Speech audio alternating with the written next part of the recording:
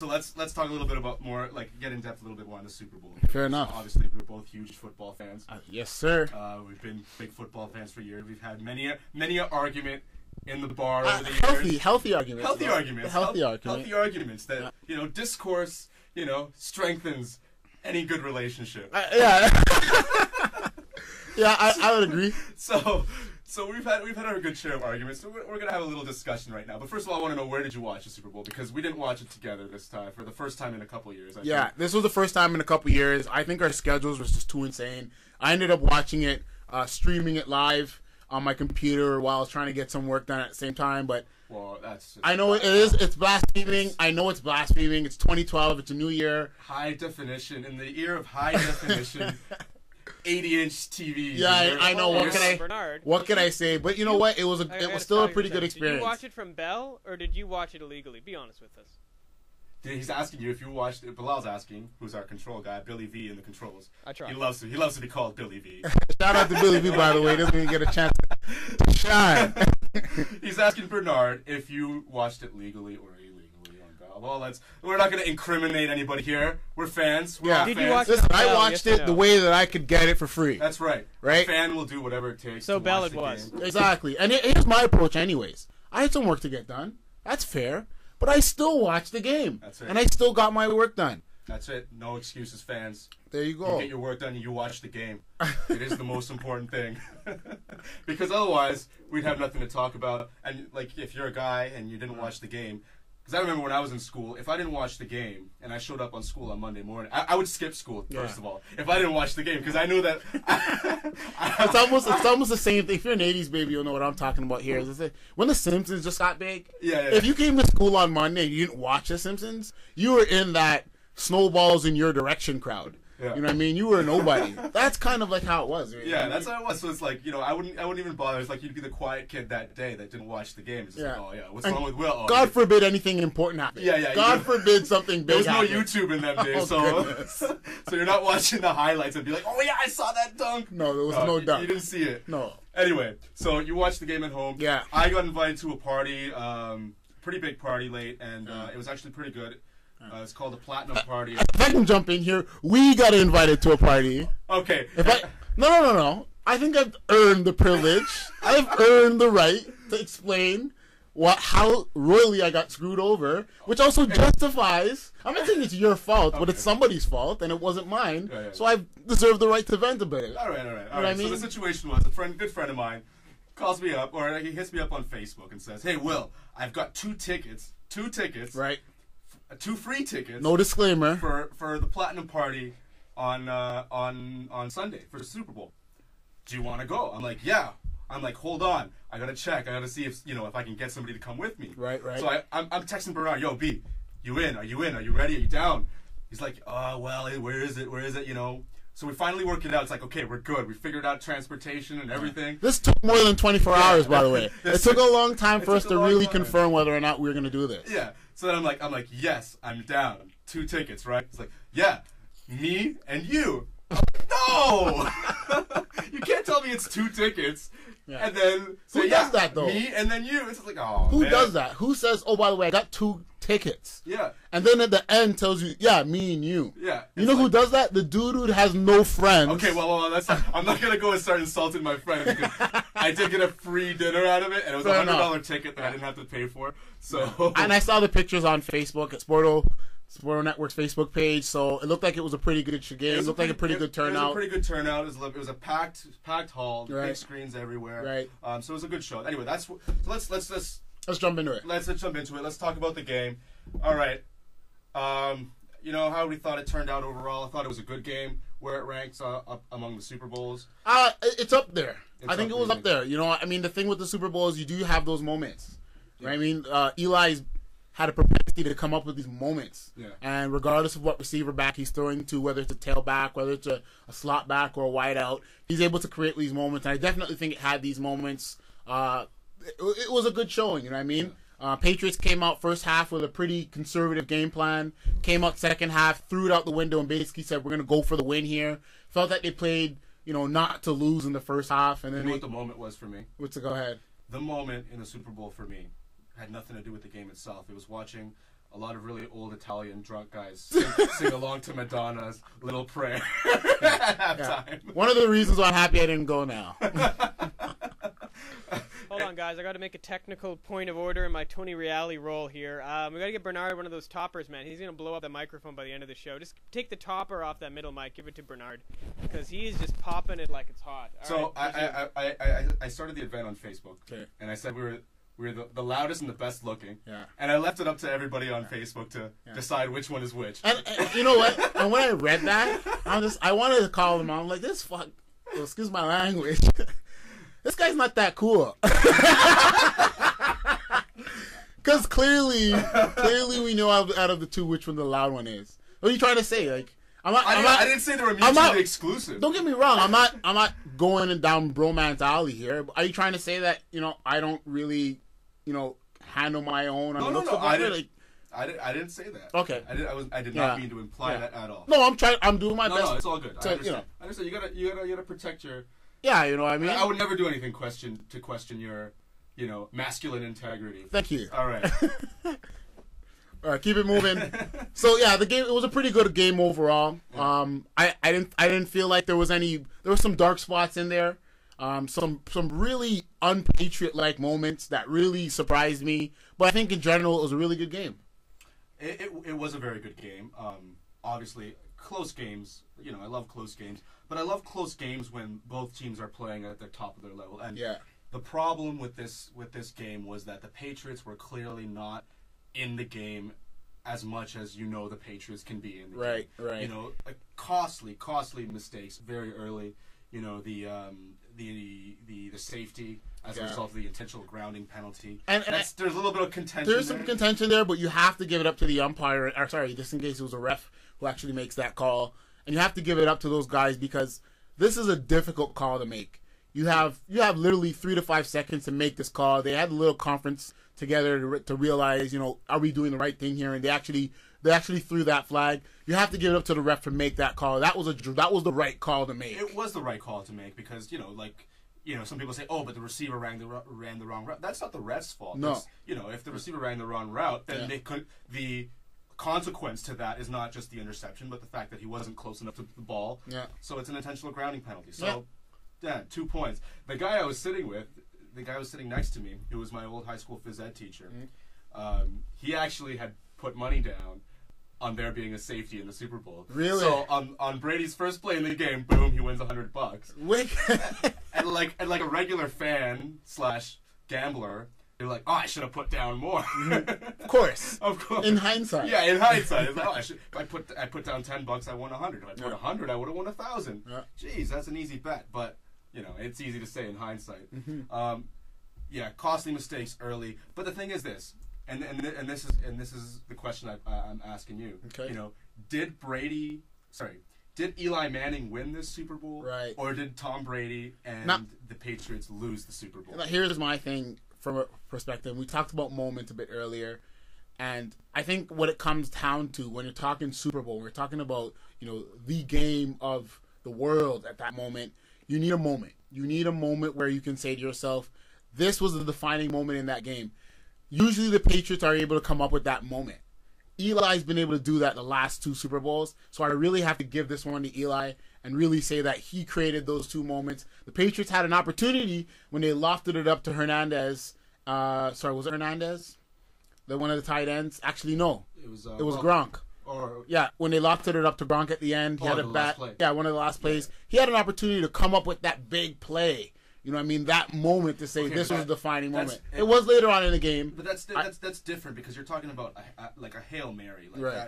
It's called a Hail Mary for a reason. It's throwing up a prayer. It's just last chance. This is if it works, then great. But that was their moment. That's what I'm getting at. There was no moments before that, and that's actually going towards my point. The moment would have been for New England had Wes Welker come up with that ball.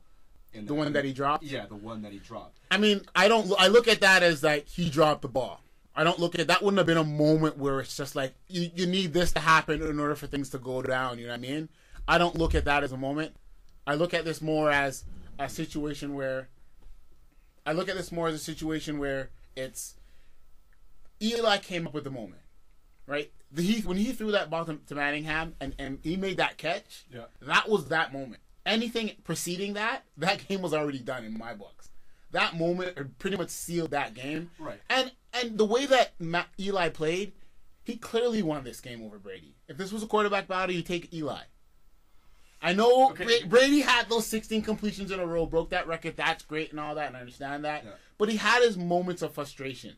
He had his moment of inadequacies. Well, and this is where, I'll bring Mrs. Brady into it, who after some fans after the game were heckling her and saying, Eli owns your husband, Giselle Bundchen, of course, or Bundchen, I don't know what her name is. Yeah. She's hot. Yeah. Brady's got a hot wife. Let's just leave it at that. Right. Supermodel Brazilian wife. So she's getting heckled by fans saying, "Oh, Eli owns your husband. Eli owns your husband." And then she says, "Well, he can't effing throw the ball and catch the ball." Yeah. Right. So how justified is this? listen, he can't. He can't. And I when I read the thing, I said, you know what? You're so right. And at the same time too, you have to give it up to her. So like, good for you. You know what I mean? Yeah. Back your man up. You know what I mean? I'm sure when he's winning those Super Bowls, she's there taking in all the champagne and she's taking it. So when the things don't go right, it's nice to see that she's still stuck by it. Well, it's a refreshing change from the recent Super Bowl wives / Yeah. girlfriends that we've had. And that's what I'm getting at. You know what I mean? You know, we've had what was it, Kim Kardashian and Reggie Bush. Yeah. A couple Super Bowls ago. As soon as he won. Yeah, whatever. But like, and then we had of course, Jessica Simpson and all the flack she took for Tony Romo. For the loss. Yeah, it's her fault, bad luck, and all that stuff. Leave it to Texas. Everything's bigger down there, right? Everything's everybody's fault except the guy on the field who's actually doing the thing. Exactly. And I'm a hardcore Dallas fan. Unfortunately. Yeah, thanks so much. I'm a Colts fan, okay? So well, I'm going to your fun. I'm going to take jabs at any given moment. We're used to winning. We didn't win this year. I almost felt like an out of body experience. Shut up, though. You How had did your we fun. not You had win? your 2 Super Bowl chances. You only won one. All right. Obviously, your little brother owns you. Okay, here we go. See, the blasphemy. Here we go. This should never ever even be a topic of discussion, and I'll end it right here. And I mean, the reason people can say that Eli's better, and if you're a numbers guy, and everybody knows that if you're just a numbers guy, you're probably not a sports guy. Yeah. You're probably just a dude that looks up numbers and says this and that equals to such and such. And if that's the kind of dude you are, then good for you. But you're not a sports fan. You're a numbers guy. Yeah. Right? If you look at the numbers, you look at it and say, Manning, okay, 9 and 10 in the playoffs, fair, right? Eli, was he 10 and 6 in the playoffs? Great. 1-6 on the road. 2 Super Bowls to show for it. That's great. All of that kind of stuff. You look at Manning. You want to talk about numbers again. Most regular season wins in the last 10 years by any other quarterback. Great. That's all. All those numbers are cool, right? Right. But you have to be a sports fan, and you have to have some understanding of what you're watching. You watch these games. They put the game on Manning's shoulder. Yeah. Clearly displayed by their lack of productivity, the lack of success this year. You take that one guy out the game. About Peyton, right, exactly. You take Peyton out of the game, you see how terrible of a team they are. They put the game on that guy's shoulder, right? They say to him, Manning, go out and win this game. We need you to win this game. Deliver the ball, conduct the offense, make all the changes, make all the reads. They don't ask that from Eli. No, they don't ask that from hardly any other. Rarely, in the NFL. Exactly. Almost no quarterback do they ask them to go ahead and do that. And that tells me which the better quarterback is. Now, the fact that he has won more or less or whatnot, that's a team thing. Yeah, and I get that perspective. And I completely agree with you. However. No. There's no however. Okay. You misjudge me. Already so judgmental. I thought you knew me better than that. No. I wrote an article, obviously, on the website, sportnetwork.com. You can check it out. And pretty much breaking down, because, I got the feeling that, and I have a lot of Patriots fans that are, friends. Yeah. But maybe not so much anymore. And it's an easy thing to be a Patriots fan now. So what I said is, all the Patriot fans that so conveniently jumped on the bandwagon back in 2001, and have, been on that bandwagon ever since, are just upset that they have been beaten by the lesser, a lesser quarterback, right? Because Eli Manning is a good quarterback. He's no Tom Brady. He's no Tom Brady, right? And I think the frustration from Patriots fans, and why some of even the Patriots fans were saying, "Oh, Eli's a Hall of Famer now. Eli's better than Peyton now." It's like, no, it's relax. You got beaten by a good quarterback, not a great quarterback. Right. And I know that as much as that burns you to admit it, so you have to say, "Oh yeah, we got beaten by the best." Right. It's like, no. That's little consolation. You got beaten by a good quarterback. Right. And going into the Super Bowl, and everybody would say to me or ask me, "Bernard, what's your pick? What's your pick?" And I'd say, the Giants. And I'd give my reasons, right? And my reason came down to basically this in a nutshell, essentially is the Giants have 3 phases of the team, of their game plan that they can win this game. They can beat you in offense, they can outscore the Patriots, they can stop the Patriots on defense, and they can, make some noise on special teams, which was clearly evident here, okay? The Patriots' only opportunity to win this game was purely on offense. If they didn't execute on offense, there was nothing left for them to win this game. Yeah. You get what I mean? Which getting back to the point, it's like, did the Giants win or did the Patriots lose? Literally when your game-winning touchdown was an accident. Yeah. Was something that he tried to stop. Yeah. At the end, he's like, "Oh crap." Well, he didn't try. He didn't. I mean, okay, that was more Belichick than it was anyone else, right? Because Belichick came up with a call and said, "Let him score. We have a better opportunity of if we stop there." And he actually came out and said 90% probability of a successful field goal from this distance. Right. If we stop him here, they're gonna kick a field goal. The game will be over. But we're not gonna have an opportunity to come back. But there's no guarantees, though. No, you're right. But I would rather go with the percentage. I would go with basically. I'd basically go with Brady. 1 minute left. Make it happen. Right. I'd rather go with that as Belichick rather than saying kick a field goal here, 20 seconds, onside kick, or any of that nonsense. You know what I mean? Or any of that kind of. I guess in this case it wouldn't be an onside kick, but they would obviously have done a squid kick to make sure that you don't get a good return. Yeah. To make sure it goes in the hands of one of the linemen. It just wouldn't have been a good scenario. So I understand why they went with that, and they just kind of basically walked out the way, let him score. It's more Bradshaw's fault. He shouldn't have scored that. No. Okay. He So shouldn't have scored that touchdown. I don't know if you listened, if you heard it. I was listening to Mike and Mike in the morning yesterday, and I don't like to reference other radio shows because clearly we are the better. Bernard and Will in the morning, in the afternoon now. Forget Mike and Mike; those guys don't exist anymore. I was listening to those guys, and they had an interview with Bradshaw. Yeah. And basically, they asked him when did they tell you not to go? It wasn't a call from Coughlin that said don't score. No. It wasn't a call that came from the sideline. Yeah. Literally, as Eli Manning is handing off the ball, he's yelling to him. He's yelling, don't score. Don't score. It's like, what? Yeah. When your whole job is to, you're already in momentum. You're trying to not fumble the ball. It's like, you get to the, did he just tell me not to score? It's not even that. And then you see the Red Sea parting in front of you. Yeah. It just becomes too easy. It's gift wrapped. Yeah. Right? And it's not even that. The reality of the situation is this. As a running back, and I've played football, I've played some pretty competitive football, your entire mindset is to get more yards, as many yards as possible. Yeah. Whether that's falling forward, whether that's running directly into a guy, whether that's running around a guy, whatever you do, your goal, your mission in life at that moment is to get yards. Okay? You're in the Super Bowl. Okay? Your name is Bradshaw. Your name's not Manning. Yeah. And then somebody says to you, "Oh, there's a free touchdown, game-winning touchdown." The game-winning, but don't get it. Don't get it. Just if you could just let the kicker come out and do his thing, that'd be cool.